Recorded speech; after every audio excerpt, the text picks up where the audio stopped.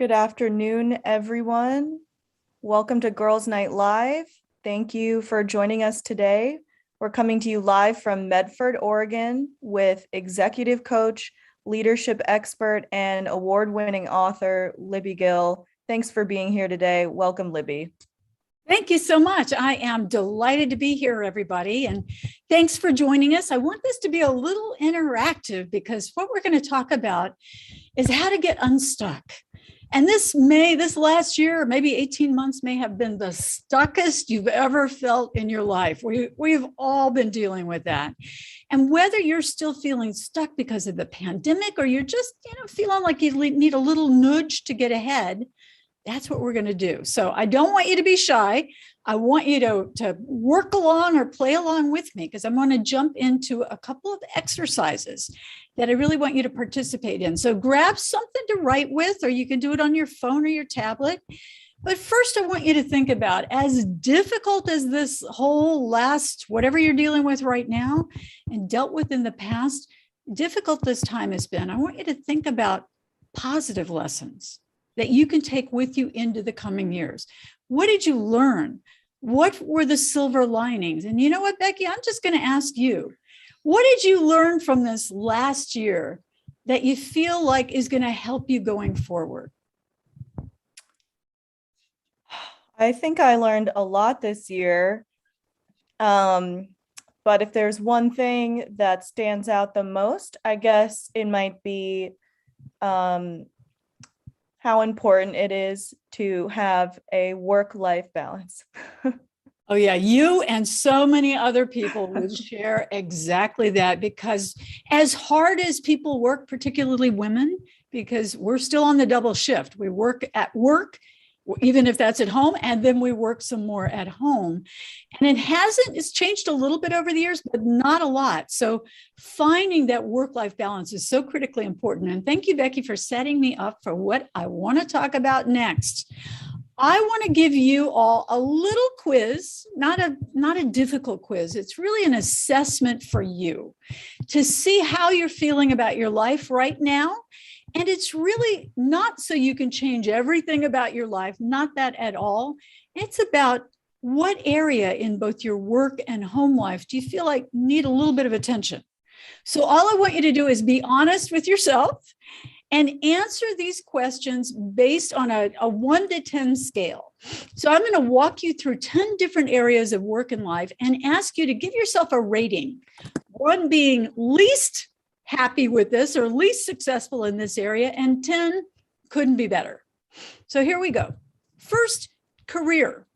How do you feel about what you're doing right now? And by the way, if you're retired or not working or volunteering, that counts too. So how do you feel about your career at this moment? Just jot down a number. And if you want to save this, you can just write career and give yourself a number, because this is great to go back to in 3 months, in 6 months, a year from now, and see how these scores have changed. All right. Next is finances. Now, I'm not asking you about your net worth, although that's part of it, but how do you feel about money, your access to information, to experts you might need, your earning power, all of that? How do you feel about your wealth mindset? And where are you right now? And again, it's not, were you born in the ideal scenario? Do you have a huge trust fund? It's not that. This is not fantasy. It's just real world. Some of you might be seeing a 3, some of you might say a 6. It's fine. It's just whatever you're feeling today.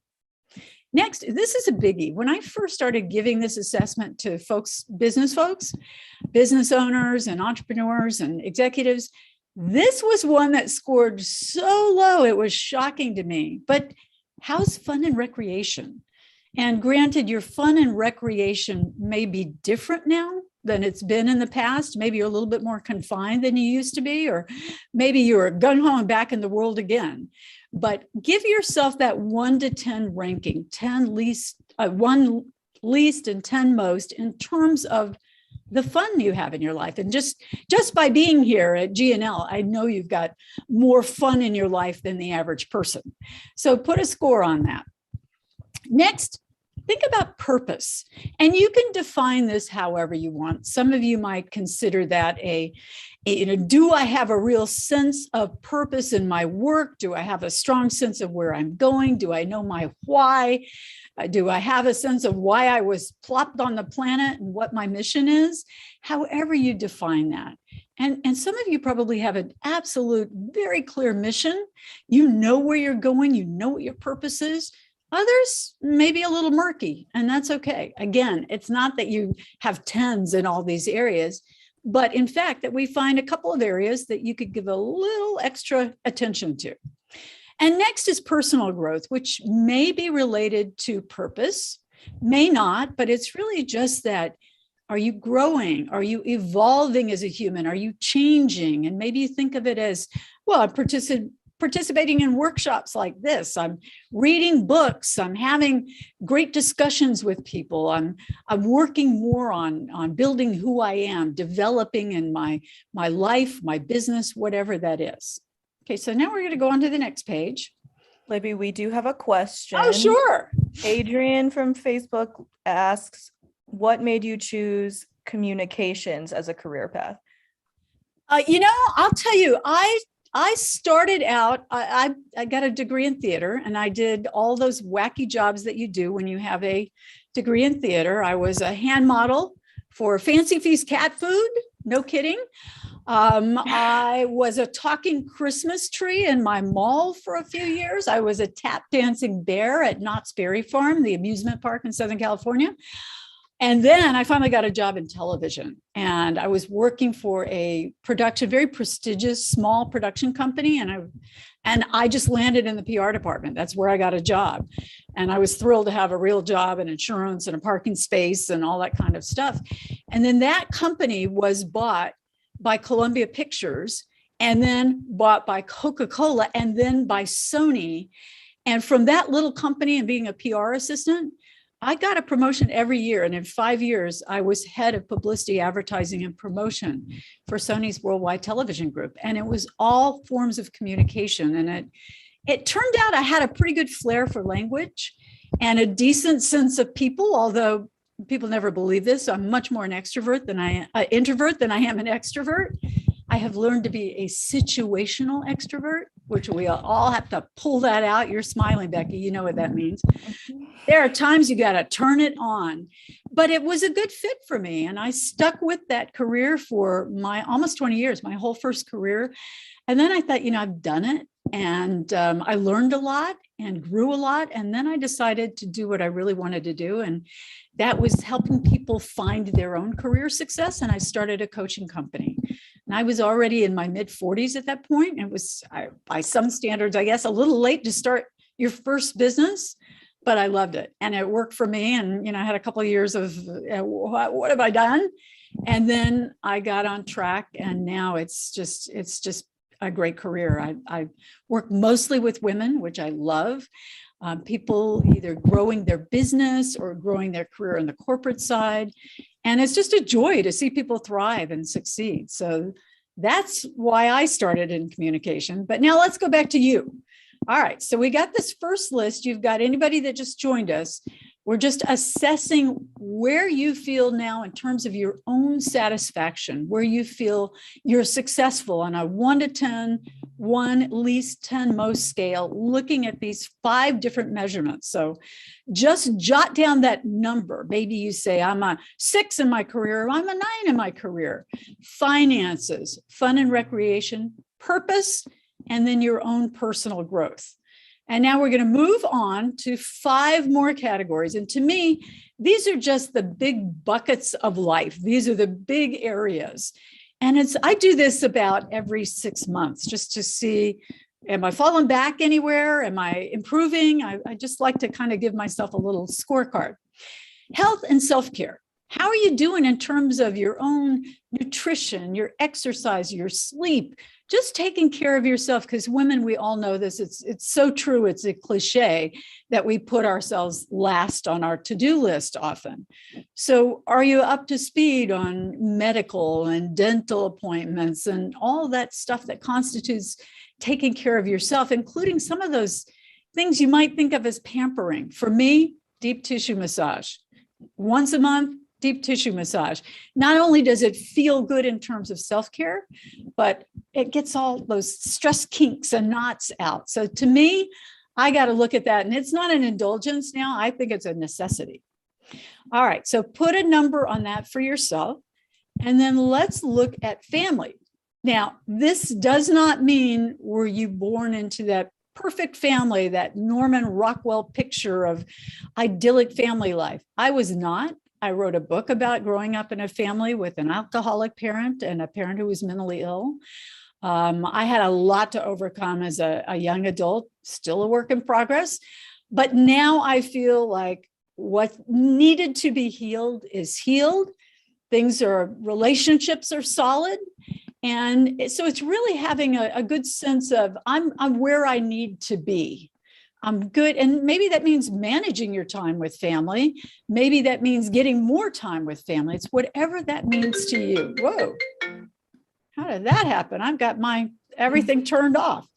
Okay, Becky, I'm looking at the clock on my phone, so you're going to have to call me on time when we get too close. All right. So now significant other. And this is the one I find can change almost hour to hour. It is not, do you have a significant other? Are you happily married or happily partnered? It's, are you happy where you are? You can be wildly happy when you're single. I'll tell you, after I got divorced, I was wildly happy being single. Now I'm married again, and I'm very happy being married. So it's, are you happy with your relationship status? If you are, you'll put a high number on that. And if you're not so satisfied with where you are today, you may put a lower number. Now do the same for friendships. Do you have the quality of friendships where it's a give and take, where it feeds you as much as you're feeding others? Do you have the right quantity of friendships? I just moved to a new city. I'm out there joining groups and book clubs and looking for a group of people. I would say I'm not really satisfied with the level of friendships right now because I don't have any in my new town.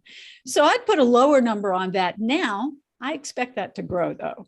And finally, this is one that women tend to understand a little bit better than some men do. And I don't like to be a generalist, but are you satisfied with your living space, your physical space, whether that's workspace, home space? I know a lot of us have crammed work and home into one small space now, and that can affect you. But put a number, that 1 to 10 scale. And I'm going to ask you all to look at your numbers, look at your responses, and I want you to put something in the chat. So Becky, keep an eye on this for me for a second. Sure. Anybody had any high numbers over 7? Just put a yes. If you had numbers, any number that was over 7. And I'm guessing you'll see some yeses rolling in, or just put a Y in there. We see, yeah. Four yeses. Yeah. So far. Okay. All right. So we've got some high numbers. Anybody have any numbers low? And by the way, high numbers, whatever you put, maybe I'll make that 6 and over. Give yourself a pat on the back. Recognize that these areas, whether it was one area or multiple areas, these are working for you. That's a great thing. Now, anybody have any numbers that were lower than 3? Any 3s or below? I just told you I have a 3 in friendships. I'm new here. I don't have a lot of friends. Like, I don't have any friends here. And I don't have time with my regular friends because they're all somewhere else. So that's a lower number for me. So if you had 3s or below, put a yes. Now put a yes again into the chat. If you don't know where the chat is, you can go down below to the bottom of your screen and you'll see a chat function. Isn't that where it is for everybody, Becky? Yes, it should be. Just click on that chat and you will see it'll open up for you and you can put a yes or no in there. I mean, a yes. We're looking at yeses for below 3. We've got a couple yeses for below 3. And I'll tell you, if we were all in the room together, I'd be making you raise your hands and you would see. If you think, oh gosh, I put a 2 on, health and self-care, you are not alone. Everybody's got a low number. Everybody's got, or most people. Occasionally there's somebody that's all 10s, makes me raise an eyebrow and think, really? You sure about that? Or you're an easy grader. But most of us have an area we need to work on. So here's your assignment for that. Look at your lower numbers and see what is calling out to you like, yes, you need to pay some attention here. And all I want you to do is come up with one thing you can do, one action step that could raise that number, not to 9 or 10, but up one notch. So if you said, family's not so great right now because I've just been a little out of touch, pick up the phone. You can do that in 24 hours. Your living space stressing you out. What do you need to do? Do you need to call somebody to come in and help you? Something simple that you can do to raise that number, because it's all about these incremental baby steps, moving us forward, one little step at a time. And there are always obstacles, right? That's part of the process. There will always be things in your way. Sometimes they're internal, fear, insecurity, other people's judgments. You may think that's external, but it's internal. It's your reaction to people's judgments. So you got to think about that and either let it go or address it. And sometimes it's real world. It's something out there externally. It could be you feel like, gee, I just don't have the support I need to do whatever it is. I want to get ahead in my career, but I don't have the right expertise. I don't have support. Recognize that. Understand that you can reach out. Or sometimes you might say, I don't even know where to start. I don't even know what I don't know. Well, again, support and accountability are the answers for that. We'll talk a little bit more about that. Libby, we do have a comment from Cheryl. She did mark down one category as a 3. She says she's looking to get unstuck. Any suggestions for the category of purpose? Purpose. Yeah, I do have something for that. And it'll sound a little abstract, but it's really not. Cheryl, you got to sit in silence. And I mean that literally. Find your quiet corner at home, out somewhere, and just sit with yourself and think about, why am I here? Why am I here? Find that still inner voice. Some people find this in prayer, in music, in nature. Doesn't matter where you find it, but there's a piece of you calling out saying, Cheryl, we're down here. And you may have to do a little work, a little excavation, whatever's in your way. Could be your own, I don't want to put a name on it because then I have to do it, or I'm afraid I can't take a big risk. But get down to that sense of purpose, because I guarantee you know what it is. It is just covered over. Another way to get at this is journaling. I'm a big fan of journal writing. So when you go to bed tonight, ask yourself, what is my purpose? See what bubbles up, maybe in your sleep. And then first thing in the morning, see what answers come. Don't worry if they make sense or not. Just start writing. Start writing across the page. Try any of those or all of those and see what starts to come. It may not come today or tomorrow. You may have to work at it to trust in yourself that the answer will come, but it will. It will come over time. I have people that come to me as a coach and say, gee, I don't know what I want to do next. Well, what do you love? What are you good at? Gee, I don't really know. Yeah, you do. Yeah, you do. We just have to work to dig it out. And this is just exactly what's on the screen. It's the difference between a growth mindset, where you say, I'm going to try new things. I'm going to learn new things. I'm going to ask new questions. I'm going to get feedback. Cheryl, just the fact that you raised your hand virtually and said, I need help with this one, shows me that you have a growth mindset, that you are open to change and growth, that you are willing to try something new, that you will put your hand out and take a risk, as opposed to the other side there, the fixed mindset. And we all know somebody like this who says, it is what it is. I can never change. I can't fail. I can only do my best. Gee, I'm only human. Any of those phrases that say, I am unwilling to change. I believe in the status quo and I don't want to step outside it. Whether it's your voice, your parents, your spouse, your boss, whoever it is that's telling you that, challenge it, change it. If you want to grow, if you want to just continue to move towards your goals and really soar, you got to begin to challenge those things. When I'm frustrated, I give up. No, it's, I want to try something new, even if I fail. Yesterday, first time in my life, I went out and hit golf balls. Boy, did I suck. But I was trying it. That's the new, my husband's, he's determined to learn to play golf. And I thought, well, I'm going to spend time with him. I'll learn too. So I was out there trying something completely new and just willing to be pretty bad at it. as I assumed I would be. So it's okay. We got to take that childlike wonder of, I can do this. I can do this. Ask a 5-year-old, are you good at art? Are you good at music? Odds are you'll get, yes, yes, I am. Yes, I am. Yes, I am. We need to be in that place because I'll tell you, you have something innate to you. I don't care if you think of yourself as a leader or not. Anybody who's willing to step up and take a risk at home, at work, in volunteerism, you're a leader in my book. But you've got an innate gift. You've got a talent. You've got something that you are great at that you just bring to the table because you are you. And you probably have never named it. You may be too humble to say, yes, I'm great at this. But I'm asking you now in a word or a phrase, maybe you'll think, I'm a great connector. I put people together. I can just see that they're going to fit. Or I'm really good with technology.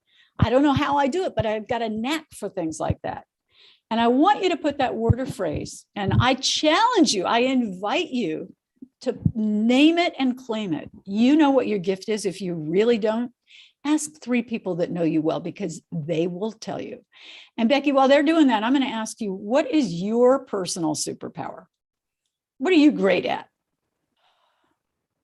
I forgot to think about this while I was just listening to you. No, don't think. I think I wouldn't call it a superpower, but I think something that comes to me very naturally is just relating to all kinds of people. Well, I would call that a superpower, because I'll tell you, I could put 1,000 people in a room and say, raise your hand if you said exactly what Becky said. Maybe one person will say, yeah, that's kind of me too. I really relate to a lot of different types of people, but usually everybody's own take on it, even if it's sort of in the same territory, is unique and personal to you. So right now, put that word in the word or a short phrase. You don't have to overthink it. What do you see there? Organization. That's her best trait. That is a marketable skill too, Cheryl. Organization. Yeah. What else are we seeing there? Anyone else want to share with us? Do not be shy. This is your chance to brag on you, and you don't get those chances very often. So I want you to think about it. Francine, I see you there. So looks like Giselle is kind of saying the same thing as me. She can talk to anyone. Nice. Melinda says she's naturally nurturing. That's lovely. All good stuff. Joanna says she's a problem solver. Problem solver. How about you, Lourdes? Irene, Bernadette, you don't have to come on camera, although I'd love to see your shining faces. But is that Melinda? I don't have my glasses on. Or is it Melody? Melinda. I see you there, Melinda. What's yours? Moira says intentionality, detail-oriented, simplifying, storytelling. Wow. Okay, so you are starting to put words around what you're great at. Who else has got one? Brooke says creative. Lourdes says she's great at managing projects. So great manager. Nice. And Lourdes, did you notice not one other person said that? There were some organizers. Mm-hmm. Melinda, have we got yours yet? I see you leaning in and listening. Melinda said she's naturally nurturing. Naturally nurturing. That's beautiful. No wonder I could see that smile and see you listening intently. So you are cluing in. All right. I want you to think about now, how does that superpower play into that one area of your life that you said, I'm going to up that score a little bit. I'm going to do a little bit better. What do you bring to that just by virtue of your own personal strength? Think about that and bring that with you. Lean into that superpower, because it's something you have and you don't have to reach for it. I mean, we learn a lot outside ourselves, but this is something you've got. You've got this, and you can even up the energy behind it and use it in multiple situations. And finally, this is my process I use for everything: clarify, simplify, and execute. And I'll just walk you through what I mean by that. You can give me any problem. You can give me anything that you need to do, a change, an action, a plan. And the first step is clarify the vision. And that means think of a change you want to make. And we just use this matrix with these 10 areas. And you've identified one area that needs a little love, needs a little help. Think about one thing you can do. I already asked you, what is that action step? That's one simple step you can take. You want to make it bigger than that? And this is back to Cheryl and purpose. Think about your vision. Think about what is your vision for life? Or what is it? And if that's too big, what's your vision for the next 90 days? Slice it down. Vision for a year. Create in your own head a mantra, a rallying cry. I talk a lot about the science of hopefulness, which is called hope theory. And that for me is you got to be hope driven. You've got to see a better future. You've got to work your way to that next step. That's my vision, is helping women leaders grow. And a year ago, or in January, it was this year, I said, I'm going to help 1,000 women up level their careers and lives. That's my mission. Pretty simple. Measurable to the degree that I see who I'm talking to. I know who I'm reaching out to. I know who my clients are. But that became mine, 1,000 women to the next level. That's something that really motivates me. Next, simplify the pathway. Women, are we great at making things more complicated than they need to be sometimes? Any overthinkers? Raise your hand. Overthinkers out there? Maybe not too many. That'd be great if you're not. But the thing to do is decide what to let go of. What can you let go of? Stress, strife, working too hard, saying yes to everything.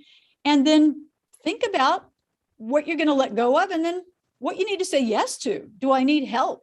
Do I need resources? Do I need to join another group? Do I need to really show up to Girls Nights Live and do my best? Identify any assumptions you have about yourself that are limiting to you. Well, I can't really do that because I'm too young, or I'm too old, or I don't have that degree, or I don't have this.